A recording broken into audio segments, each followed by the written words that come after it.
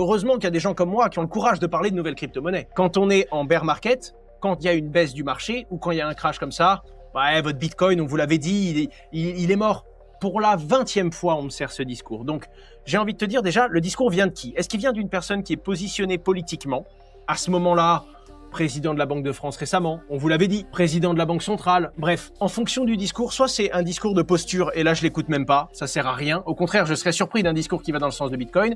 Soit c'est le discours de quelqu'un qui vient de clôturer sa position, et donc quand tu changes ton fusil d'épaule, t'as pas envie de voir l'équipe que tu viens de quitter monter en Ligue 1. Quand tu la quittes, tu dis qu'en fait, elle montera jamais en Ligue 1.